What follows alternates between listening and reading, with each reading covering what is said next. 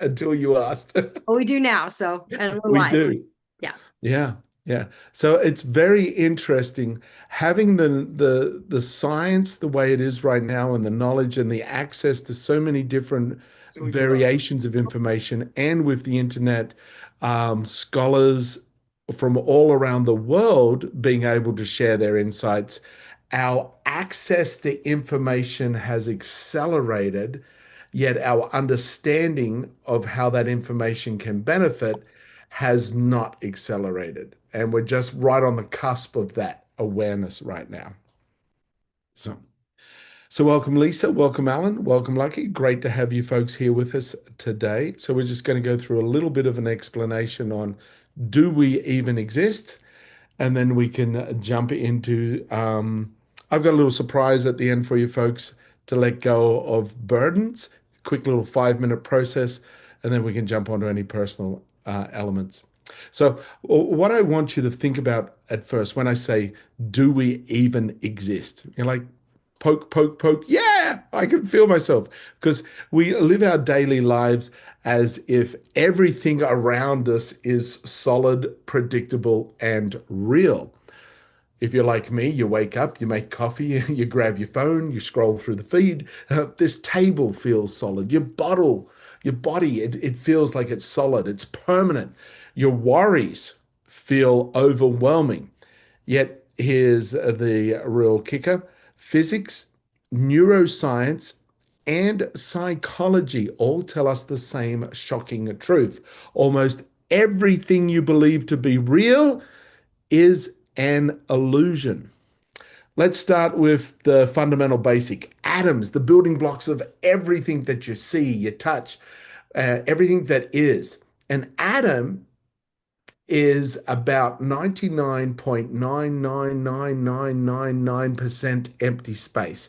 And for those that were counting, that's 7.9s, 0.9999999 empty space. And that means if you took all the empty space out of every atom in your body, you would shrink down and be smaller than a grain of rice. So the physical body mass, even if you're my big size or Amy's little size, you would still be smaller than a grain of sand. And because the rest of you, all of this stuff that's making up this mass you see right here, or that you can feel and touch yourself, is energy, it's vibration, it's fields of frequency. And Einstein summed this up with his E equals MC squared theory, which we know like matter is not separate. It's not a separate thing, matter. It's simply energy slowed down enough that we can interact with it. E equals mc squared is like the universe way of saying mass and energy are the same thing, wearing different outfits. Mass is just energy slowed down enough to take shape, and energy is just mass moving too fast for you to be able to grab hold of it. So, in plain terms, the equation shows us that mass and energy are interchangeable. A tiny speck of matter holds an enormous amount of energy and you're filled with it because the speed of light squared is such a massive number. That's why the sun burns by uh, for billions and billions of years, and why splitting atoms, the atomic bond, powers entire cities or destroys them. And as Nikola Tesla famously said, if you want to understand the secrets of the universe, think in terms of energy, frequency, and vibration. So our cells that make up everything basically aren't there. Most of it's empty. It's just vibration and frequency. So if atoms are empty space and energy, then all matter is simply condensed energy fields. So this is just a condensed energy field of empty space and vibration. The chair you're sitting on, everything. Vibrating atoms held together by an electromagnetic force. Your body, about 37 trillion cells, each one made up of atoms, and therefore mostly empty space just dancing around. That's what you are, a mass of dancing energy. that feels real, which is great because your thoughts affect that energy and affect everyone else's. So Greg Braden, for those of you who've seen his stuff, he's great. He often explains that the universe is like a giant information field, what quantum physics calls the field or the quantum vacuum. Everything is connected within this field. And the famous psychologist Carl Jung, he describes something similar as the collective unconscious. We've often spoken about social conscious or the collective unconscious. The thoughts we're all having is uh, connected and supported. So there's this shared psychic reservoir connecting all our minds, different words, yet the same essence. We're all swimming in this ocean of energy. And I think it was Rumi who said, we're not a drop in the ocean, we are the whole ocean in a drop. And and don't forget where all of this is happening. Right now, you're a human being. I feel like I'm just sitting here in my chair chatting away to you folks on Zoom. Yet we're actually standing on a big ball of dirt and water about 25,000 miles around, spinning at over 1,000 miles per hour at the equator, hurtling through space around the sun at 67 miles per hour inside a galaxy that's spinning 490,000 miles per hour. So if you feel like life's going too fast for you sometimes, yeah, we are moving through the universe at hundreds of thousands of miles per hour. So while you're just sitting there worrying about whether or not your boss liked that last email you sent, you are actually flying through the cosmos like a superhero at nearly 500,000 miles per hour, riding on a rock that is made up of atoms. So what is it? This rock is mostly empty space, made up of atoms that are made up of empty space. So basically, we're on this big bundle of empty space hurtling through space. So that's the physical side of it. So now let's add in the mind and the heart, because we know we think and we know we feel. So science shows us something remarkable. Emotions happen before our thoughts. Because imagine here we got the brainstem and then you got the midbrain, and then you got the neocortex and everything hanging over the top of it. In here, the emotional brain, that understands the environment. Thoughts happen there before they happen here in the thinky brain. And there's actually been some studies done where they were testing the responses of gamblers. Gamblers have very precise responses and precise thoughts and reactions and emotions. They control it. So, from the outside perspective, you couldn't see anything happening, yet they were testing their heart rate, their pulse rate, their sweat rate. And before the gambler would turn over the card, there was already an emotional reaction to whether that card supported or didn't support their hand. So they were having an emotion, a precognitive emotion before conscious awareness. And that's not just for them, that's every single one of us is doing that. So science shows us that emotions happen before thoughts, and the amygdala, brainstem, and the midbrain fire within milliseconds when you encounter a stimulus and creating that fight, flight, or freeze response. And the emotional signal is sent through your body before your rational thinky brain neocortex even has time to process it. So you're already in an emotion, and then you're starting to think about that emotion as to whether what you should do about it. Good friend of ours, Dr. Joe Dispenza, teaches that every thought carries an emotional charge.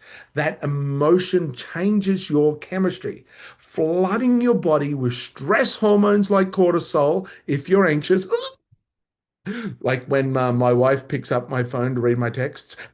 Not just kidding. Or with dopamine and oxytocin if you're in love, the feelings she has after she reads the texts. Your emotions are energy signals that literally rewire your nervous system and dictate how you perceive reality. It's your emotions. They're the energy signals that are rewiring your nervous system and the construct on how you are perceiving reality. So if emotions come first and thoughts ride on those emotional waves, then who are you? You're not the thoughts, you're not even the emotions. You're the awareness beneath them, the constant observer, as some say, the consciousness that observes. Carl Jung suggested that we perceive as the external world is often that the external world that we perceive is often a mirror of our internal psyche, so what we're thinking about. He called this projection. Your emotions color your lens of reality, shaping what you see. Modern neuroscience agrees your brain doesn't perceive reality directly, it predicts reality, constantly filling in the gaps based on memory, expectation, and emotional state. So if everything around you is energy and your thoughts and emotion are shaping how you tune into that energy, then you're not living in reality as it is. You're living in a reality you've constructed. So bear with me for one little moment. Let's connect some of those dots. Atoms are empty space and energy. Our bodies are made up of atoms. Therefore, we are mostly just an energy field. Emotions occur before thoughts. So, what we're thinking, we're already feeling something, and then we're thinking about what we're feeling as if that's the reason that we're feeling it, shaping how we see and act. So our emotions happen before the thoughts, and they shape how we see and how we act.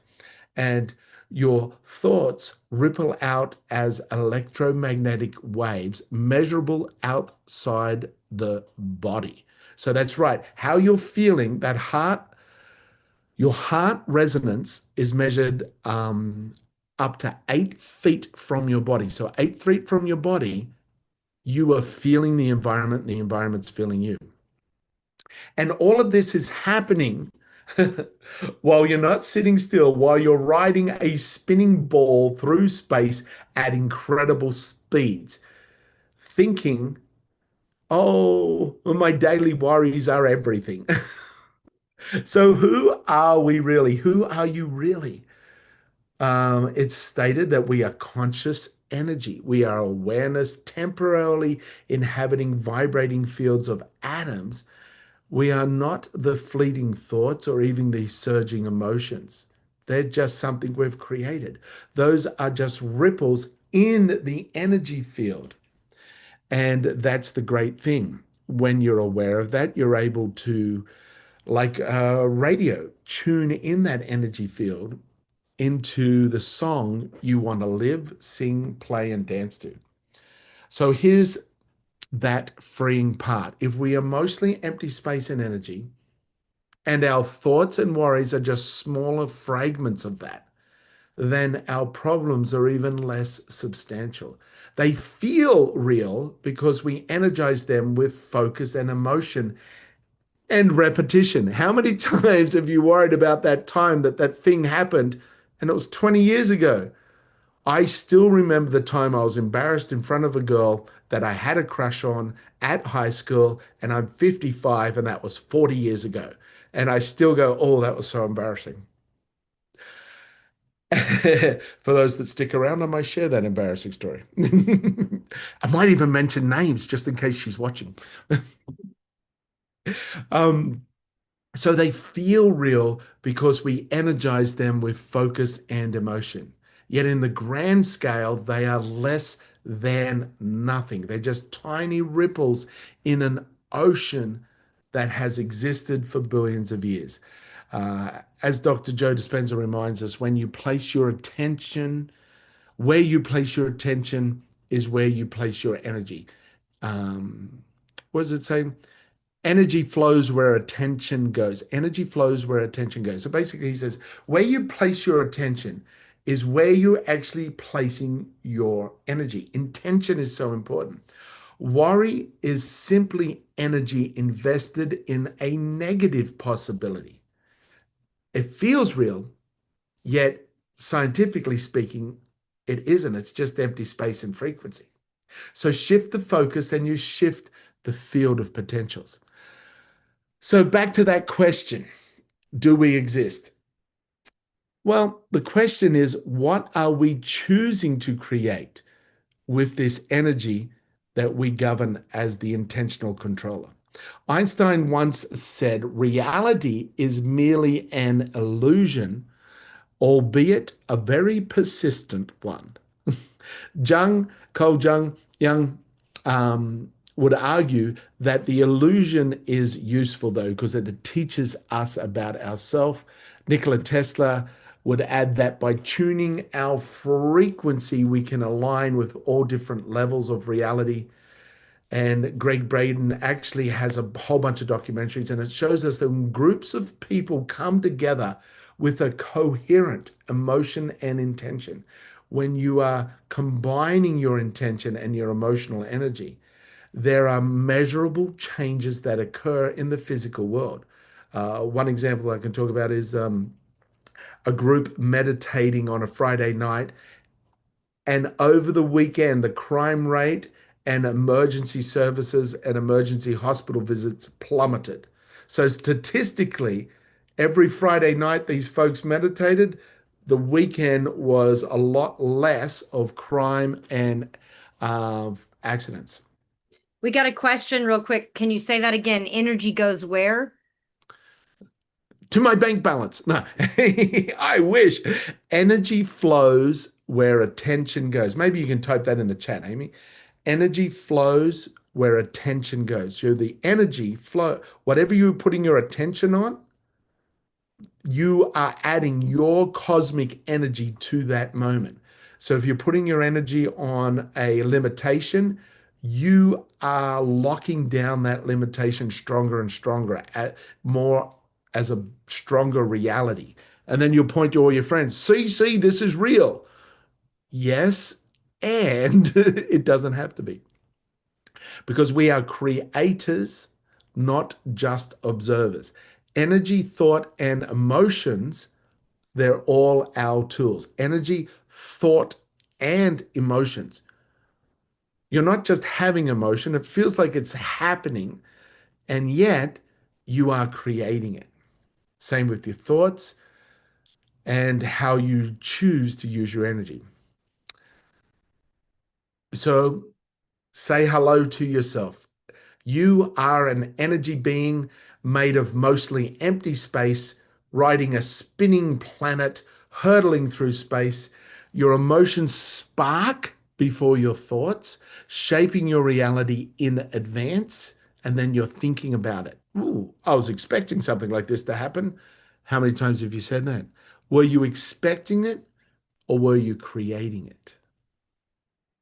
And your worries, they're less than dust in relation to the whole cosmos. They're, they're less than nothing, because everything is nothing and they're only a small part. So they're less than nothing. So the real question isn't who are we? You already are awareness. The question is, what are you doing with the energy that you are? Because whether you like it or not, you're always broadcasting, you're always creating. And the only choice is, what frequency are you choosing to send out? So that's a little bit of, maybe I'm not who I think I am, and maybe this problem's not as big as it looks. Any questions? Any thoughts? Or is everyone embracing the empty space of who they are? You put them all to sleep, Jamie. I think so. Oh no, it The was just first all. time I was introduced to this, I was astounded at the thought that science can prove that I don't exist, really. What was that, Lucky? Oh no, I was trying to say I'm still here. I'm just trying to process all that. Like that's a lot of information. So That like, was a lot. That was kind of jam. yeah, Yeah. you blew my mind. Awesome. I'm going to Mhm. drop us off the live so that we can do a little more one-on-one unless you have anything left. I do have a quick little visualization Okay. that that everyone could watch, and those that are listening later on could do as well. Okay. Definitely don't do it if you're driving or operating machinery, because I recommend you close your eyes. And trust me, following those directions while you're driving is not a good thing. So what I'm going to do, we're just going to do a quick little guided visualization. I'm just going to talk you through with this concept. Um, while this information sits in your brain and circles around. And this is going to help you understand it more and let go of limitations that you may be carrying that you're unaware of. So, um, if you're not driving or operating heavy machinery, just find yourself nice and comfortable. You can either lie down, or I prefer if you just sit comfortably. It's very short, just 5 minutes. Sit comfortably in a chair, place your feet in a nice flat on the ground, body uncrossed, um, and so your hands and legs just uncrossed, your feet flat on the ground. Slowly start to inhale in through your nose and release out through your mouth. With the next exhale in, fill the body up with radiant energy, and as you slowly exhale, just allow your eyes to close. Take one more deep breath in. And as you exhale, imagine yourself lifting gently out of your body. You feel light, safe, and supported. Completely safe, completely sorted. Continue to breathe in and out. With each breath, you rise higher and higher until you're floating above the earth. If you look down, you'll see the blue oceans, the swirling white clouds, the green and golden continents. Right there below, you are calm, free, and weightless. Now, as you breathe out again, notice that your breath has power. Each exhale releases what no longer belongs to you. Any stress, any tension, any heaviness in the body, it all dissolves into stardust with ease. With each exhale, we're just blowing it out and it dissipates. With every breath out, you're clearing space. You're clearing space and any limitations. You're becoming more light and filled with freedom. Inhale again, and with that inhale, you draw in pure universal energy. Remember Einstein's truth, E equals mc squared. Energy and matter are two forms of the same essence. And with each breath in, you are pulling in that essence, the very fabric of creation, and it's recharging every atom in your body. Your intention to heal and let go of all limitations directs the flow of the energy. Your cells, mostly empty space, begin to sparkle with that energy. You feel radiant, alive, and expansive. As you look around, you are feeling light and free. You see galaxies are spinning like pinwheels. Stars are being born in clouds of shimmering color. Comets sweep silver trails across the darkness, the midnight blue. You are free and flying through it all with grace. Every breath carries you forward. Every exhale clears your path with brilliance.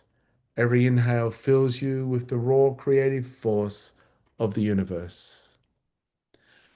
You are there free and floating. Every inhale filling you with golden, loving, brilliant energy of the universe, full of potential. Every exhale releasing all limitations. Feel the freedom. The things that once felt heavy are gone, disappearing. All that remains is lightness, possibility, and expansion. You are made of the same energy as the stars. You are energy in motion, eternal and glowing. Keep breathing in and out. The out release, the in filling with cosmic light. As you continue to fly through space, notice how much more open and spacious you feel inside. With every breath, you create more space for joy, clarity, and peace. You are now feeling radiant and full with clear intention and clear direction. And as you do, you feel complete. Now gently drift back, carrying this lightness with you. See the earth grow larger beneath you as you gently float back. Feel yourself returning to your body with ease. Bring with you only those thoughts, emotions, concepts, and ideas that uplift, that support, and expand your life. So take one more deep breath in through the nose. And as you exhale, put a smile on your face. You are energy, infinite, and free. And there we go. Wiggle your fingers, wiggle your toes, and welcome back to this little moment.